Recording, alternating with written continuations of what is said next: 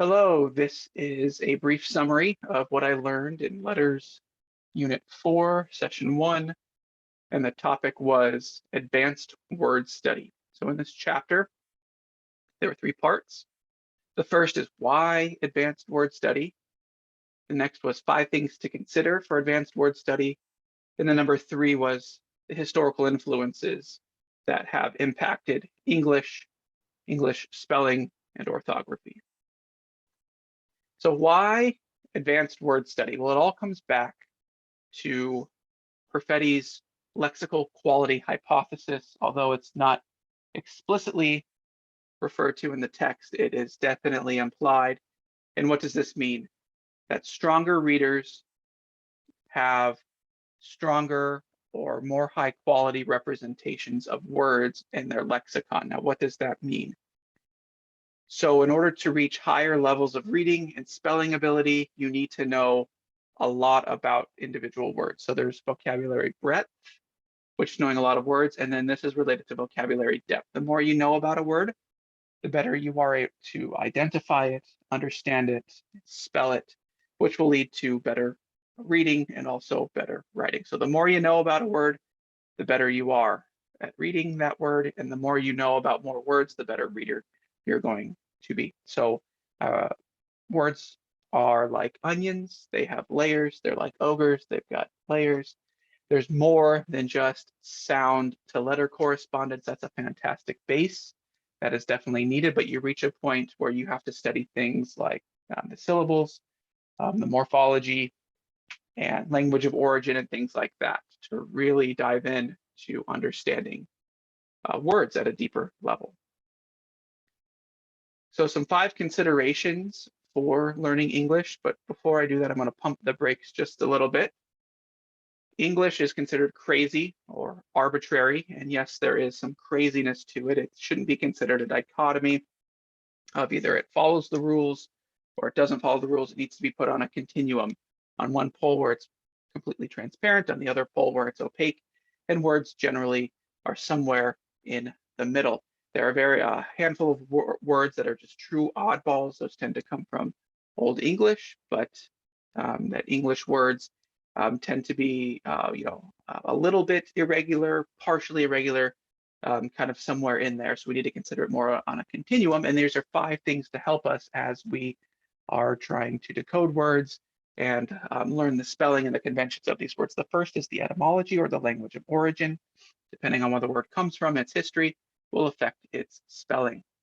Next is the phoneme-grapheme relationships. That's what students generally learn. That's phonics there. That's important. The positioning in a word. So the 2-letter combination OU or OW, both saying the ow. That at hour, it's at the beginning, that OU, but in down, it's in the middle. So wherever it is in the word will often depend on how it's spelled. There are arbitrary conventions that scribes have made and dictionary writers have put constraints on the language, some arbitrary conventions we need to be aware of. Oftentimes the rules, the decoding rules for syllable types often follow some of those conventions, like the silent E rule. And then we need to be aware of morphology or word parts. That's root, its base, prefixes, suffixes will often impact how a word is spelled and therefore can be decoded. Now, a big thing here is that first part, that etymology, the history of a word. Well, here's the history. We'll go take you a brief crash course through the history of England here. So around the 5th century, so the 400s AD, the Celtic tribes were inhabiting the British Isles. They had been somewhat conquered by the British, but they were speaking mostly a Celtic language with a little bit of Latin mixed in. Now, Germanic tribes from Germany, the northern part of Europe, migrated. So you have the Anglo-Saxons and Jutes, sometimes referred to as the Anglo-Saxons. I don't think the Saxons get enough credit. They were probably the most dominant of the 3. They came and they brought their Germanic language. And so that was kind of the base. And so from that Germanic language emerged Old English. Now about roughly in between that time, the Scandinavians, the Vikings came and conquered the islands. And so they brought a Northern Germanic flavor compared to the Germanic flavor that the Anglo-Saxons brought. And so there was some mixing and moshing going on there. About 500 years later, after the arrival of the Anglo-Saxons, the Normans came. The Normans inhabited France. They spoke what is called Norman French, which was a derivative of Latin. So you have French and Latin. So at that point, English is banished to more of an outsider language, more of a pidgin. The underclass uses it. The higher class uses French for food and fashion for government, and that is heavily influenced by Latin. And that's what the elites speak. That's the language of government, of law, and things like that. Those languages sort of fuse and merge together, and that's where you get Middle English.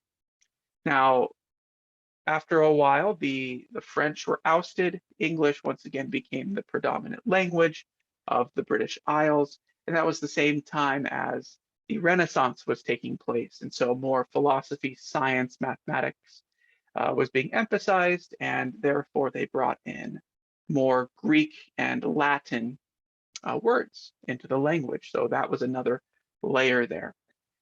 So the Anglo-Saxon or the Germanic words tend to be your single syllable words. They tend to deal more with everyday life. They tend to be more high frequency and tend to be more irregular. The Latin and French influence, the Latin tends to be multisyllabic. It tends to be have more morphemes in it, morphologically rich. It pertains to a lot of the content words in academic areas of study. French words are used more for things like food and fashion and some of the ideals for society and relationships. And then the Greek words tend to be more related to science, math, and philosophy. Now it's recommended in grades 1 through 3, you learn the Germanic, the sound letter correspondence, that's kind of the basis. There from grades 4 through 6, you learn more about Latin roots and the Latinate aspects of the language. And then finally, after grade 6, 7, and above, you would start learning the Greek roots and how that's influenced our language. So anyway, that is the advanced word study. That's what I learned here in Letters 4.1.